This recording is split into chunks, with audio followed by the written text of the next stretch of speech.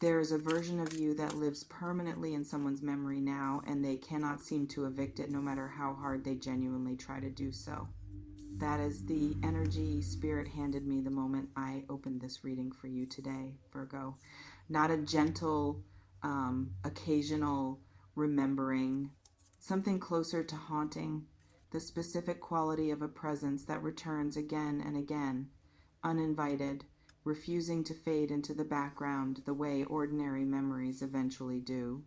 And what changed everything was not something dramatic this person did, it was something you did. You stopped waiting. And that single shift rearranged the entire emotional landscape this person has been living in ever since that moment. I want to walk you through exactly what Spirit is showing me about this haunting, who this person is, what stopping your waiting actually triggered in them, and what is happening in their internal world right now as a direct result of everything you have done. Stay with me through this entire reading because there is real depth here, and I do not want to rush past any layer of it. Let me describe what I felt the moment this energy opened, because the very first impression carries important signal about the depth of what we are genuinely examining together. I am sensing a particular kind of disturbance immediately. The sensation of someone whose internal equilibrium has been genuinely disrupted rather than simply mildly affected by what has occurred between you. This is not casual missing. This is the energy of someone whose daily life has been altered by your continued presence in their thoughts, an alteration they did not anticipate and have not fully figured out how to manage. I also felt a quality of consequence present in this energy, the specific sensation of cause and effect clearly linked together within the unfolding of this entire situation. Something you did produced this haunting, and I am sensing that something is connected directly to the moment you stopped waiting for this person to arrive at their own readiness on their own timeline. I want to talk about what waiting actually looked like for you before this shift occurred, because I think understanding the before genuinely helps illuminate the significance of the after. I am sensing you spent real time holding space for this person, adjusting your own expectations and your own timeline around the possibility of what might eventually develop between you. This waiting was not passive in the sense of doing nothing. It likely involved genuine hope, genuine patience, perhaps genuine sacrifice of other opportunities or other connections because some part of you remained oriented toward what might still be possible with this specific person. I am also sensing this waiting eventually reached its natural limit, a point where continuing to hold space for someone else's uncertain timeline began to cost you more than it was giving back. Something shifted in you, a recognition that your own life, your own well-being, your own forward movement mattered more than continuing to remain available for a possibility that was not materializing on any timeline you could actually count on. I want to expand on this period of waiting further because I think it deserves real detailed examination.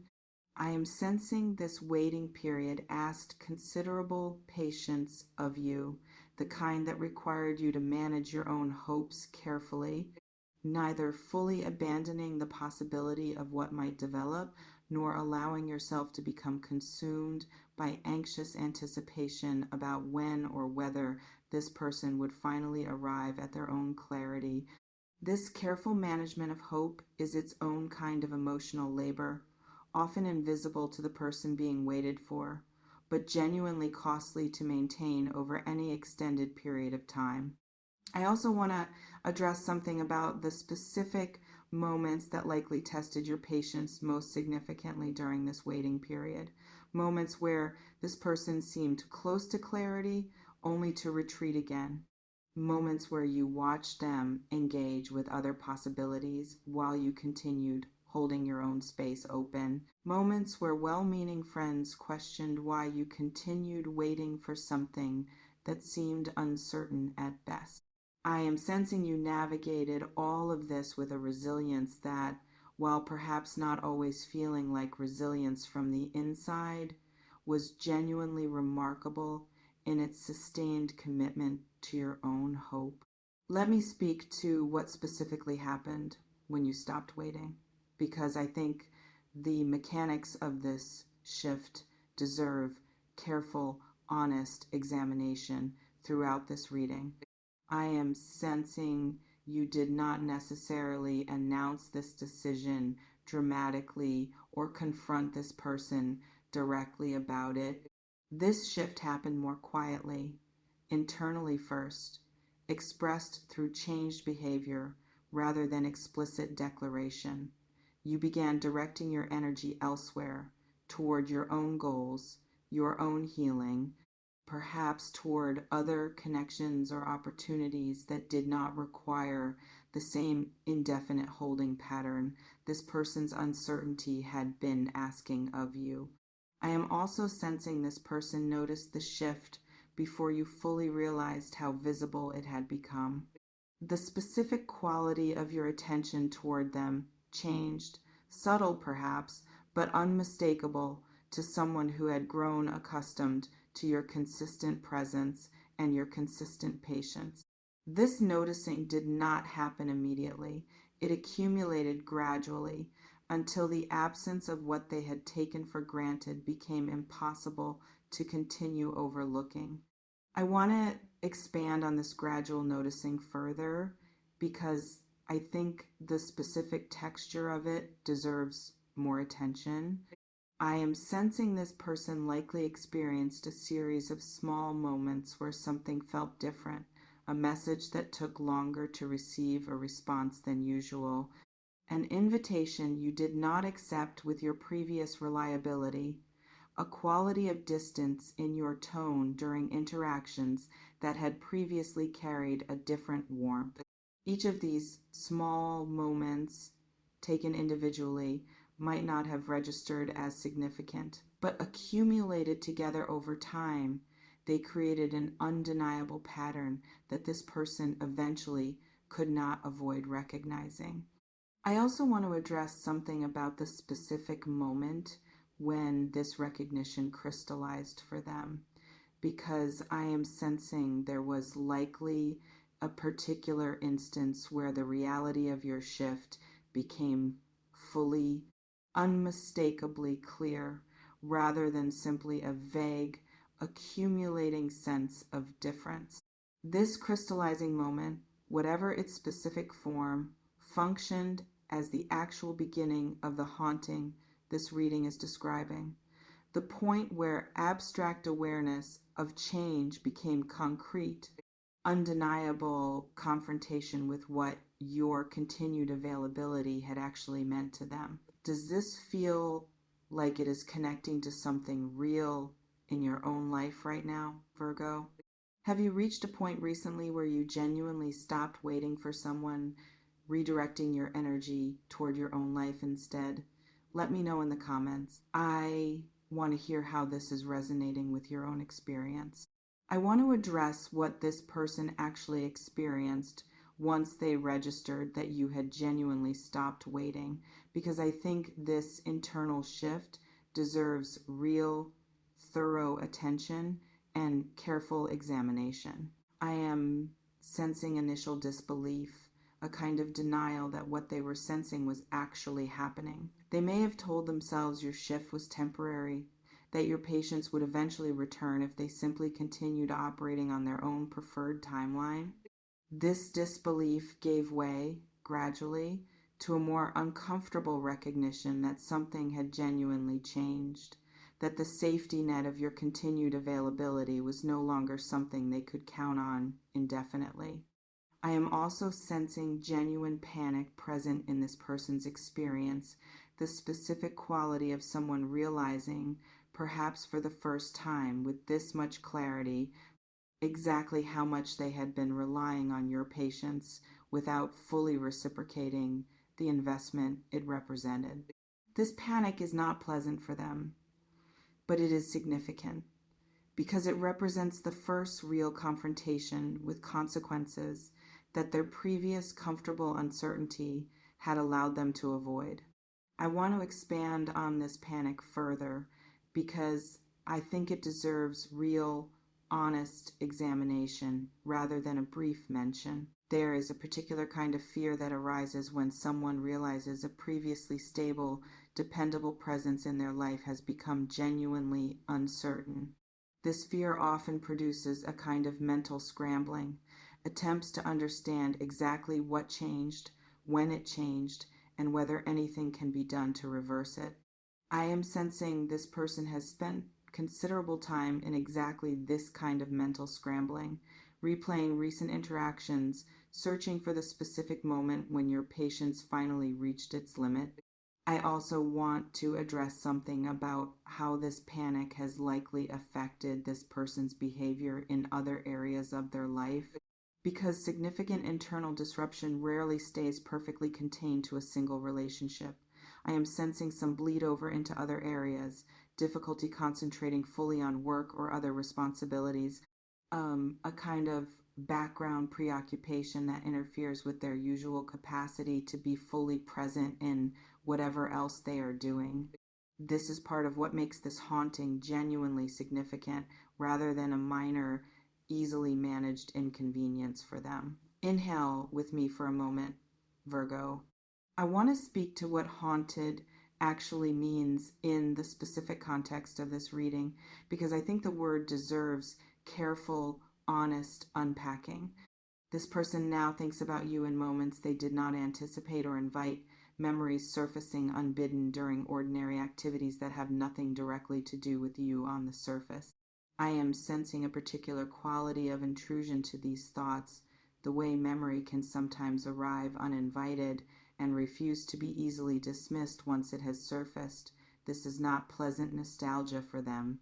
It carries genuine discomfort because alongside the memory of you comes the recognition of what they may have lost through their own hesitation and uncertainty.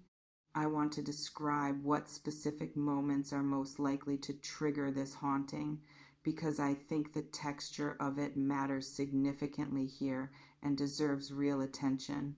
I am sensing quiet moments are particularly difficult for this person, times when their mind is not occupied with active tasks or distractions, when the natural quiet of an evening or a solitary drive creates space for thoughts of you to surface without competition from other demands on their attention. I am also sensing certain specific triggers, places you used to frequent together, songs that carry association with conversations you shared, even particular qualities of light or weather that somehow connect back to memories of your presence in their life. I am also sensing this person has begun noticing your absence in spaces where your presence used to be a given, social gatherings or shared circles where they previously could count on encountering you, where your continued distance now creates a specific kind of gap that they did not anticipate feeling so acutely.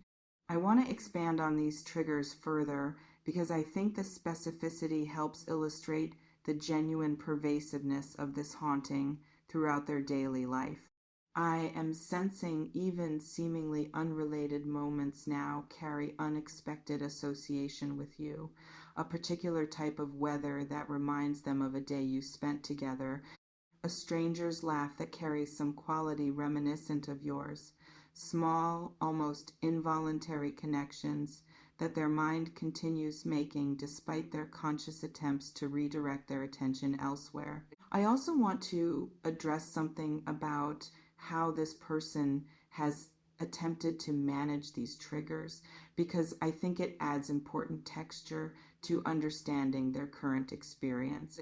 I am sensing attempts at distraction, filling their schedule more fully than usual, seeking out social engagement specifically to avoid the quiet spaces where thoughts of you tend to surface most acutely. These attempts have provided only partial, temporary relief because the underlying haunting does not actually resolve through distraction alone. It continues persisting beneath whatever surface level busyness they attempt to layer over it.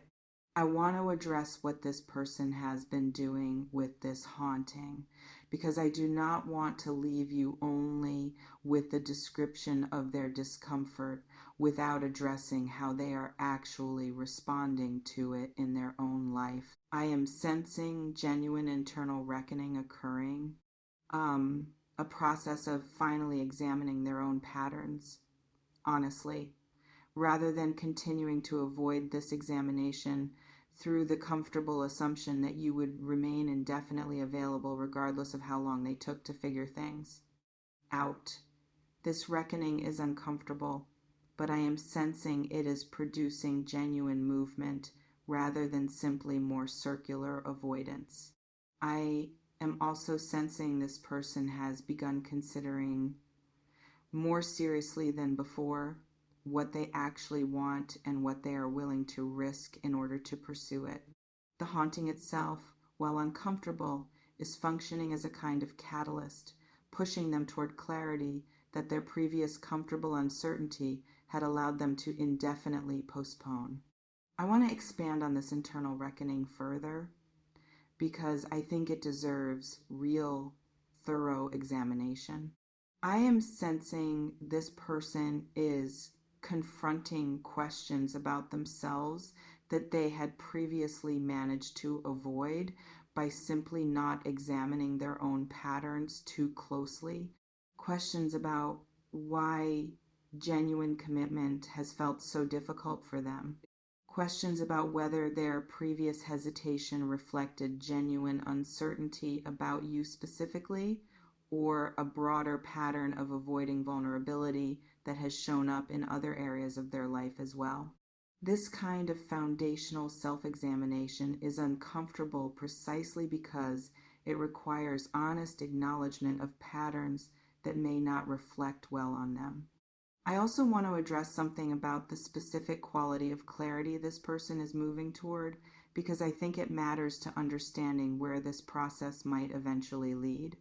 I am sensing this is not simply surface level regret about losing access to your patience and your presence. This is deeper, more genuine reckoning with what they actually want from their life and their relationships going forward. Reckoning that if it continues developing authentically, has the potential to produce real, sustainable change rather than simply a temporary emotional reaction to discomfort that fades once the initial intensity of the haunting settles into something more manageable. I want to speak to whether this person is likely to reach out because I know this is probably one of the most pressing questions sitting with you as you receive this entire reading today. I am sensing genuine movement in this direction, though I want to be honest that the timing of any actual reaching out depends significantly on how quickly this person moves through their own internal reckoning. The haunting itself is real and persistent, but converting that internal discomfort into actual direct action toward you requires this person to overcome whatever hesitation originally created the waiting period in the first place. I want to address something important about your own position in all of this, because I do not want this reading to suggest you are simply waiting passively for this person's eventual reckoning to fully conclude on its own timeline without any agency remaining on your side of this story. You already made the decision that serves you, choosing to stop waiting and redirect your energy toward your own life and your own well-being. This decision remains valid and worth honoring regardless of what this person eventually does with their own haunting. You are not obligated to return to the waiting pattern simply because this person has begun experiencing genuine discomfort about your absence. Your own clarity and your own forward movement matter independent of their eventual response. Let me speak to what genuine reconnection, if it happens, would actually require from this person, because I think this deserves honest, thoughtful examination rather than only celebration of their current discomfort. If this person does eventually reach out, genuine, sustainable reconnection would require more than simply expressing that they have been haunted by missing you. It would require actual clarity about what they want, actual willingness to move at a pace and with a commitment that honors what you actually deserve, rather than simply asking you to return to the same uncertain holding pattern that originally led you to stop waiting in the first place. I want to expand on this further because I think it deserves more thorough examination than a brief mention provides. The discomfort of being haunted, while genuinely significant, is not automatically the same thing as genuine readiness for the kind of consistent, committed partnership you actually deserve. I want you to watch for the difference between someone who simply wants relief from their own discomfort and someone who has genuinely transformed their relationship with commitment and vulnerability as a result of this period of reckoning. I also want to address some practical markers that would distinguish genuine readiness from simply uncomfortable longing. Genuine readiness tends to come with specific articulation of what changed internally for this person, not just vague statements about missing you, but actual insight into the patterns that previously prevented them from offering you what you needed. Genuine readiness also tends to come with patience for whatever time you need to determine your own feelings, rather than expecting your own forgiveness or renewed availability to arrive on their preferred timeline, simply because they have finally reached their own clarity.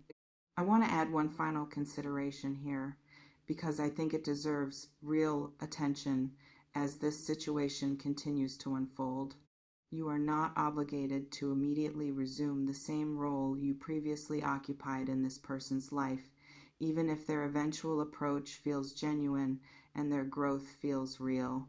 You are allowed to require a different kind of relationship going forward, one built on more mutual investment and more balanced consideration of both your needs, rather than simply returning to the previous dynamic where your patience was asked to carry more of the weight than theirs. As I bring this reading toward its close, I want to leave you with the complete picture Spirit shared today.